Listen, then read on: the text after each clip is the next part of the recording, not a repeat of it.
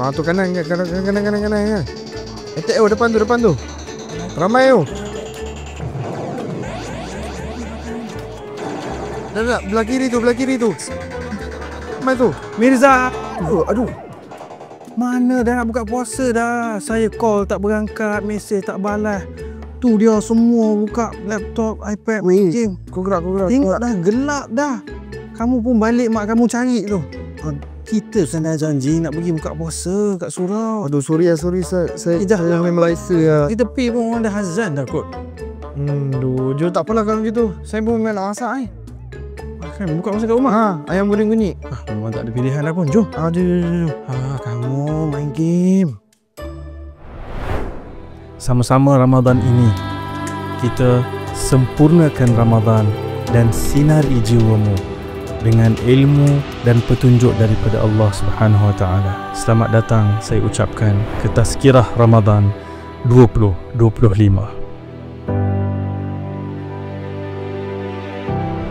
Assalamualaikum warahmatullahi kepada semua rakan-rakan penonton rancangan Tazkirah Ramadan 2025 yang dibawakan khas oleh Khadijah International Wakaf Foundation KIWF. Dan bersama saya, of course, kita bersama dengan Ustaz Azlan Shah. Dengan tema kita sempurnakan Ramadan, sinari jiwamu. Alhamdulillah. Jadi Ustaz Azlan, hari ini kita akan cerita tentang, hari tu kita dah cerita pasal doa, Masya-Allah, tarawih dalam bulan Ramadan. Hari ini Ustaz Azlan kita akan sentuh tentang topik tazkirah kita hari ni yang berkaitan tentang yang Ustaz sebut tadi. Selalu Ustaz sebut dalam episod-episod sebelum ni, iaitu berkaitan tentang Al-Quran. Masya-Allah. Macam bulan ini boleh Ustaz pernah sebut dalam episod yang sebelum ni kan, awal-awal episod tu, tentang bagaimana kita nak menyantuni Al-Quran dalam bulan Ramadan. Sambil-sambil tu Ustaz, macam biasa kita ada Jiwa diisi, perut pun diisi. Jiwa diisi, penuh di dada, penuh juga dalam perut. Jadi kita ada menu masakan kita hari ni. Apa benda kita hari ni?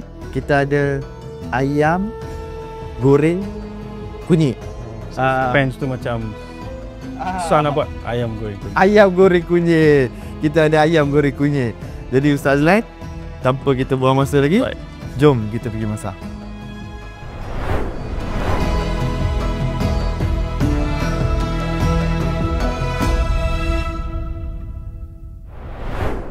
Okey, jadi Ustaz, depan kita dah hadir dah. Masya-Allah, meriah ni. Ingredient ataupun bahan-bahan ramuan-ramuan dia untuk kita nak masak ayam goreng kunyit tadi tu.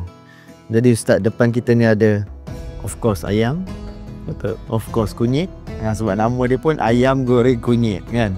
Nak bagi lain-lain ni, kita ada kacang panjang, kita ada carrot, kita ada serbuk cili, kita ada garam, kita ada tepung jagung. Nak bagi dia crunchy sikit kita kata, ataupun rangup sikit kan, crispy sikit kan. Lepas tu kita ada bawang, kita ada jagung mini. Jagung mini ataupun baby corn. Kita kata baby corn, bayi jagung. Lepas tu dengan telur, kita nak buat telur mata sikit. So, Okey. lagi Ayam goreng kunyit, tak buat ayam goreng kunyit ada macam ni punya bahan banyak. Ya. Tak pernah tahu celup saya gorengnya. Saya memang ni keperluan Pro. memang benda biasa yang saya buat dekat rumah. Saya selalu masak untuk isteri saya. Alhamdulillah. Suami misali. Jadi Ustaz, sambil-sambil saya nak letak ayam apa semua ni kan, nak letak serbuk cili, kunyit apa semua ni Ustaz. Tadi kita kata tadi Ustaz, kita nak sembang tentang menyantuni Al-Quran dalam bulan Ramadan. Baik. Of course Ustaz, yang pertama sekali orang ramai nak tahu tentang apa fadilat ataupun kelebihan kita baca Al-Quran dalam bulan Ramadan ni Ustaz. Baik, kalau kita lihat, kita setiap tahun ada tahun kemerdekaan. Kita akan sampai ke 31 Ogos, kemudian kita akan sambut tahun tu sebagai tahun kita merdeka. Kita bina negara, kita ada perlembagaan kita, dan kita menyambut bahawa kita sebuah negara yang daulat. Demikian juga sebenarnya Ramadan ni, bila Allah Subhanahu Wa Taala cerita tentang Ramadan dalam Quran ni, sekali je Allah sebut Ramadan ni. Dan di surah Al-Baqarah tu, Surah Al-Baqarah, Allah kata Syahru Ramadan alladhi unzila fihi Quran hudan linnas bayyinatin minal huda wal furqan. Allah kata bulan Ramadan Bulan ini tema besarnya, sambutan besarnya adalah diturunkan Al-Quran. Perlembagaan, petunjuk, panduan untuk manusia menentukan jalan hidup yang baik, yang betul, dan dibezakan dengan jalan baik, jalan yang buruk dan yang salah. Macam tadi kita sebut ada ramuan kan, ada banyak ramuan ni. So dalam hidup kita ni pun ada banyak jatuh bangunnya, banyak pilihannya, banyak godaannya. So Quran ni turun sebagai macam peta lah. Macam mana kita nak harungi kehidupan kita ni. Berapa tahun yang Allah bagi, mungkin Mirzan nampak umur 20 lebih ni, tak ada berapa tahun lagi ke depan. Saya tua lagi. Nampak tengok gambar nampak tua, tapi sebenarnya masih muda. Ada 50 tahun mungkin, 40 tahun. Macam mana nak jalani 40 tahun, 50 tahun ke depan ni? Quran ini adalah map dia. Ada juga para ulama yang sebut, bayangkan Quran ini adalah macam surat-surat daripada Tuhan kepada setiap hamba-Nya yang dihantar secara personalized. Maksudnya macam saya tulis surat, masuklah sampul, hantar kat Mirzan. Mirzan rasa apa bila baca tu? Rasa special kan? Rasa ni untuk aku. So Ramadan ni, sebulan kita berpuasa ni, atau 29 atau 30 hari ni adalah sebenarnya kita menyambut Quran tu. Seperti mana kita sambut Merdeka 31 Ogos, demikian kita sambut Ramadan ini, kita sambut Quran. Kita hidupkan Quran dalam segenap kehidupan kita dalam Ramadan tu. Sebab tu bila kita pergi tarawih, sebenarnya kita buat apa di solat tarawih tu? Kita bukan pergi buat cardio exercise. Kita pergi tu sebab kita nak dengar bacaan Quran. Sebab tu bacaan Quran tu penting sekali. Bukan dibaca laju-laju, dilanggar tajwidnya. Sebab kalau tak capailah maksud sambut Quran tu, kita pergi tu kita nak dengar Quran. So itulah istimewanya, signifikannya Ramadan dengan Quran. Jadi kalau kita berRamadan tanpa ada Quran sama sekali, tak dengar, tak baca, tak renung, tak fikir langsung tentang Quran, seolah-olah kita masuk Ramadan, kita miss the point. Kita tak dapat objektif paling besar bulan Ramadan tu. Jadi Ustaz, sementara saya nak letak air Ustaz. Sebelum saya nak letak air Ustaz, nak minta Ustaz tolong ambil tisu tu kejap Ustaz. Okey. Ni nak buat apa? Lap tangan. Lap tangan Allah. Kena kunyit sikit dah. Tak rasa sebab nak pakai sarung tangan ni kan. Okey, nanti nak bagilah jaga hygiene. Kita nak pastikan makanan yang kita masak ni bersih. Betul. Tadi Ustaz cantik Ustaz kupas tentang bagaimana kita sebenarnya solat tarawih itu pun sebenarnya penekanan yang lebih penting dalam kita solat tarawih itu sebenarnya adalah pada mendengar bacaan Al-Quran. Ustaz, sebut tentang nak membaca Al-Quran dalam bulan Ramadan Ustaz. Ramai yang bertanya, kita Ramadan bukannya cuti, kita tak kerja macam biasa. Jadi orang sibuk kerja, ada yang kalau mahasiswa sibuk belajar di universiti, kelas, assignment, macam-macam lah. Kita sibuk dengan macam-macam kerja buat kita sehari-hari. Macam mana kita nak atur masa Ustaz? Dalam bulan Ramadan, dalam puasa, lepas tu tadi Ustaz kata kena banyak baca Al-Quran. Macam mana kita nak atur masa ataupun atur dengan baiklah elok. Bila kita sebut tentang Quran ni, macam makanan juga, dia bukan soal kuantiti sangat, dia soal kualiti dia. Macam ni, pakai sarung tangan nak jaga hygiene sebab nak jaga kualiti tu. Kualiti. Quran ni juga jangan terlalu ganggu dari sudut nak fikir, nak kejar berapa juz ni, nak khatam berapa kali ni. Dalam keadaan macam kita sebut tadi, kebanyakan kita sibuk, padat waktunya. Kalau baca pun mungkin baca sekali lalu, laju-laju, bunyi macam tu ya kebanyakannya, tapi tak membaca pun sebenarnya, tak merenung pun. Sedangkan Allah kata dalam Quran, afala yatadabbaruna al-Quran, tidakkah kamu merenung ayat-ayat Allah Subhanahu Wa Taala itu dengan mendalam. Jadi untuk proses tu berlaku, sepatutnya kita jangan bimbang tentang banyak mana, tapi kita susun masa untuk dapat kualiti dia. Contohnya lah, ini Ramadan kita yang mungkin yang ke-20, yang ke-30. Sebelum-sebelum ni kita tak pernah pun merenung satu surah atau cuba nak faham apa maksud yang Allah Subhanahu Wa Taala nak sampaikan. Jadi paling mudah Ramadan ni pilih mungkin surah-surah yang kita selalu baca dalam salat. Kita selalu baca surah apa? Surah saya baca Qul Huwallahu Ahad Ustaz. Itu paling senang. Paling senang, paling pendek, paling ringkas, paling laju, paling cepat. Jadi tapi berapa ramai yang baca Qul Huwallahu Ahad atau Qul A'udzu Birabbil Falaq atau Qul A'udzu Birabbin Nas yang faham sebenarnya surah ni cerita pasal apa? Apa di sebalik surah ni? Kenapa surah ni turun? Nabi SAW waktu tu sedang melalui apa?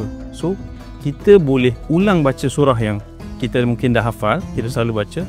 Ramadan ni kita tambah projek. untuk faham 3 kul ni. 3 kul.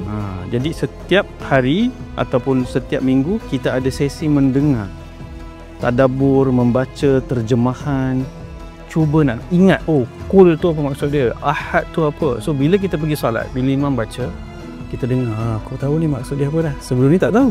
Cool. Sekarang ni dah tahu dah maksud dia apa dan tahu kisah di sebalik itu. Sebab tu bila kita tengok imam yang dia faham, dia baca, dia boleh menangis. Allah. Sebab dia dah faham apa yang Allah SWT cerita. Bila cerita azab, suara dia bergetar. Bila dia cerita tentang syurga, nampak suara dia excited. Itu terpuja, pengalaman terpuja. Itu adalah keseronokan bila kita menyantuni Quran tu.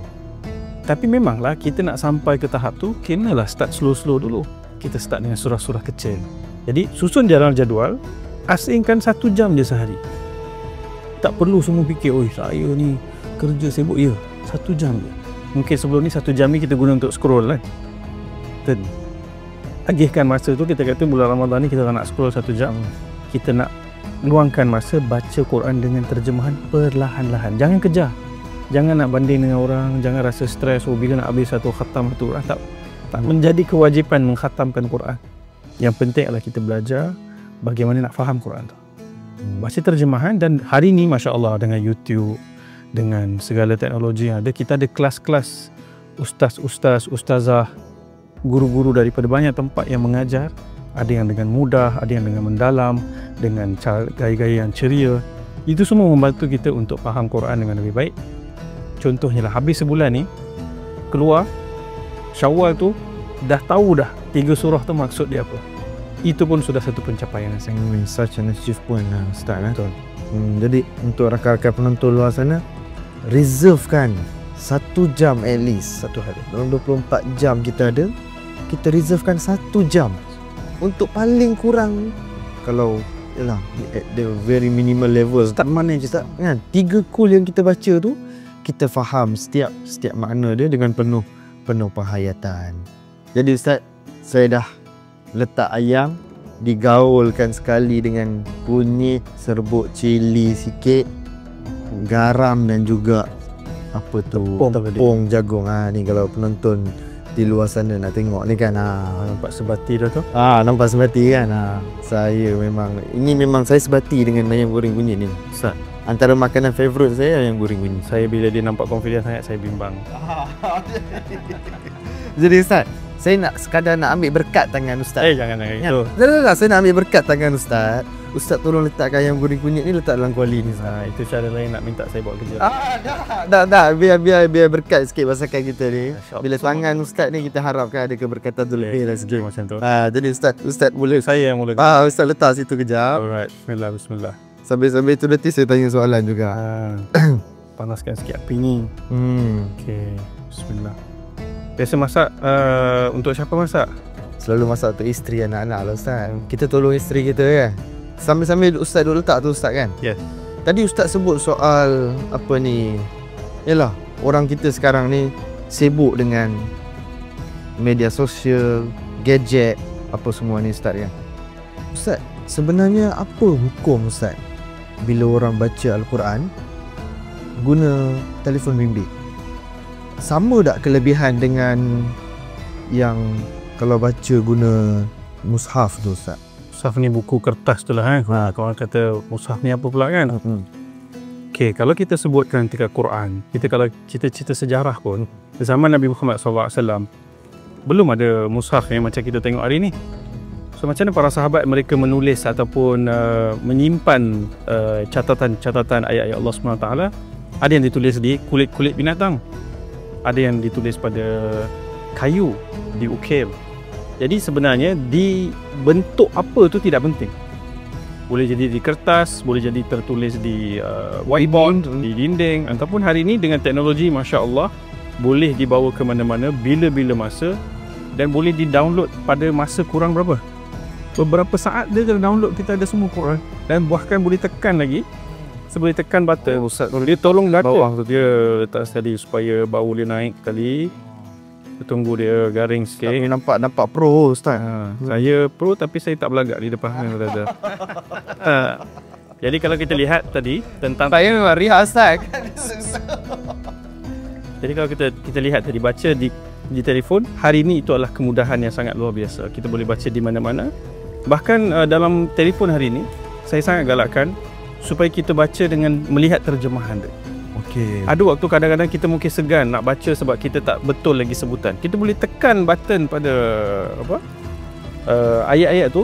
Kita boleh pilih lagi imam mana nak baca, qari mana nak baca, dan kita boleh jadikan dia satu keseronokan. Sebab memang tadi Mirzan kata, telefon ni dia sangat ketagih. Kerana social media ni, aplikasi-aplikasi media sosial ni direka supaya kita ketagih. So tu antara nasihat yang diberikan oleh para ulama kita. Kalau boleh Ramadan ni, kita keluarkan sekejap aplikasi-aplikasi yang melalaikan ni, macam game ataupun media-media sosial dan pelbagai ni. Banyak kan, ada yang gambar, ada yang video, ada yang tulis kan. Kita keluarkan, sebab kalau tak, kita tengah baca Quran, nanti dia keluar notification. Kita baru Bismillahirrahmanirrahim, keluar notification, kita tekan notification, lepas sejam baru kita perasan yang kita duduk tarik dengan social media dan terlupa nak baca Quran tu. Jadi antara lain boleh offline kan dulu, ataupun keluarkan dulu apps tu. Sebab apps tu kalau ada kat situ, kita mesti rasa nak buka kan. Perasan tak kalau kita ambil phone tu, kita macam dah auto dah sekarang ni, terus pergi ke apps yang kita selalu buka. Tanpa kita berfikir, tengok dah buka dah TikTok, dah buka dah WhatsApp dan sebagainya. Jadi adalah cabaran dia bila baca Quran di telefon ni, sebab dia ada banyak gangguan. Tapi dalam konteks memudahkan naik train, naik kapal terbang, ataupun kita di tempat kerja, waktu kita rehat, maka senanglah kalau kita baca di telefon tu. Jadi begitulah. Jadi Ustaz sebut soal gangguan ni semua Ustaz kan. Ya, gangguan ni cabaran lah untuk kita hari ni. Dengan kita ada ni gadget, media sosial apa semua ni, Facebook, Instagram. Media sosial pula bukan satu Ustaz. Betul. Facebook, Instagram, Twitter, apa lagi yang ada ni kan? Snapchat, TikTok kan, macam-macam lah yang kita ni semua ada ni kan. Macam mana sebenarnya kita nak pastikan di balik macam-macam gangguan media sosial dan gadget yang kita ada ni, kita masih boleh spend little of time ataupun masa kita sedikit untuk kita baca Al-Quran ni Ustaz. Kalau ingat tadi Mirzan, kita katakan Allah kata afala yatadabbaruna al-Quran. Yatadabbaruna al-Quran maksudnya kita berfikir dengan mendalam tentang ayat-ayat Allah tu. So antara kerosakan yang berlaku apabila kita ketagih social media ni ialah dia menumpulkan akal kita. Hanya lalai, tak tahu, tak bagi perhatian, hidup dalam keadaan hanya terikut-ikutkan trend, tak berfikir dalam. Kan orang di social media fikir dalam ke? Tak fikir dalam, di emosi je. Yang ni, orang ni buat konten marah, orang ni buat konten sedih, orang ni buat konten lawak. Jadi untuk mengasah ketajaman akal dan juga untuk rasa seronok membaca Quran ni, kita kena latih fikiran kita ni supaya tidak ketagih dengan benda-benda ni. Barulah dia akan rasa keseronokan. Sebab baca Quran ni dia proses yang perlahan. Kena renung, dia kena tengok ayat ni, kenapa perkataan ini datang sebelum perkataan ni. Dan bila kita baca tu, kita akan nampak, wow, setiap huruf dalam Quran ada tujuan dia, kenapa dia di situ. Dan bahkan sebab tu Nabi SAW kata bahawa baca Quran ni, pahala dia bukan alif lam mim tu 10 pahala. Alif 10 pahala, lam 10 pahala, mim 10 pahala. Dan saya nak bagi motivasi sikit lah. Mungkin orang kata lah, orang belajar agama, sekolah agama, ustaz-ustaz, ustazah, bolehlah dah lancar baca. Kami baca terangkap-merangkak-rangkak. Nabi SAW bagi semangat. Nabi kata, Al-mahiru bil-Quran ma'akiril baradaf. Orang yang mahir membaca Al-Quran, dia bersama dengan malaikat yang tinggi kedudukan. Kemudian Nabi sebut SAW, Walladzina yatata'nafu. Siapa yang membaca dalam keadaan dia merangkak-rangkak, falahu ajran, bagi dia 2 pahala. Dan sebagian ulama kata 2 pahala tu, satu pahala dia punya effort tu, dan kedua pahala dia membaca. Jadi kan banyak kelebihan tu dalam Jadi cantik tu motivasi untuk penonton di luar sana dan juga untuk diri sendiri yang mendengar. Kalau kita merangkak dalam baca Al-Quran ni, don't worry, dapat 2 pahala. Sebenarnya kita dapat pahala lebih daripada yang mahir membaca Al-Quran tu. Tapi of course lah Ustaz, sampai akhirnya kita ada impian dan kena letak keazaman untuk kita nak boleh mahir baca Al-Quran. Jangan bimbang, kita start perlahan lah. Tak perlu fluent slow and steady. Slow and steady. Ha. Ramadan pun ada 30 hari. Ustaz pun masak tu pun slow and steady Ustaz. Ayam dah, bawang dah, baby corn dah, Seronok saya tengok. Oh, nampak jadi tu Ustaz. Alhamdulillah.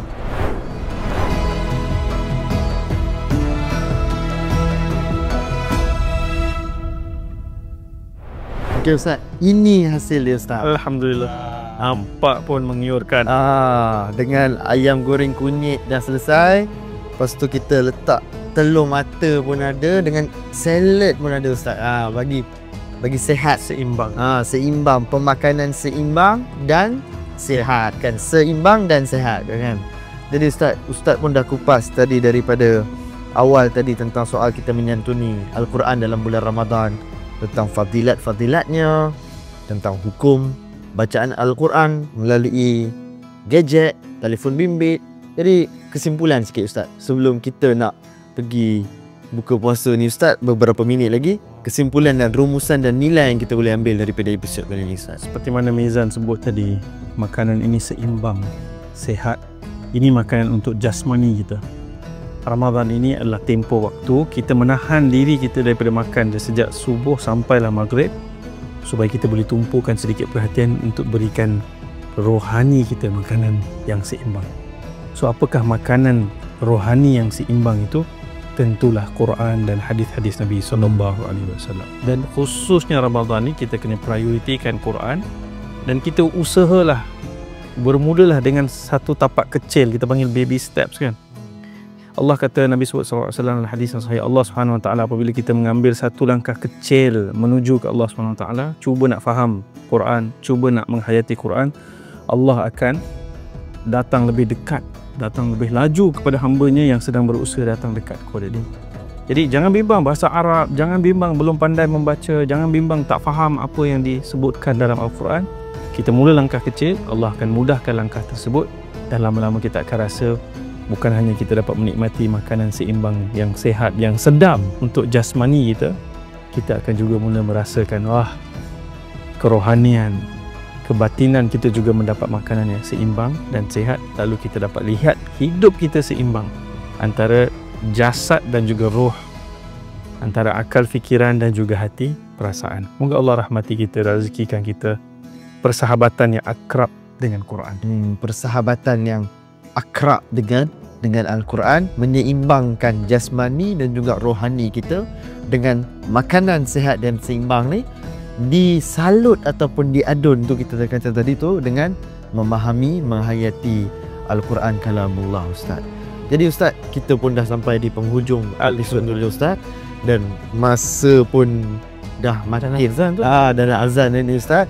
Sebelum kita nak pergi buka puasa Ustaz, lagi seminit lebih kita nak buka puasa, kita nak ingatkan semua penonton-penonton di luar sana, jangan lupa like, follow, share, komen, ada soalan, ada penambahbaikan, apa-apa sahaja yang nak diberikan, beri di ruangan komen. Mungkin ada idea nak buat aktiviti apa. Idea apa-apa boleh tinggalkan di komen, dalam komen rancangan Tazkirah Ramadan 2025 kita yang bertemakan sempurnakan Ramadan, sinari jiwamu, yang dibawakan khas oleh Khadijah International Wakaf Foundation.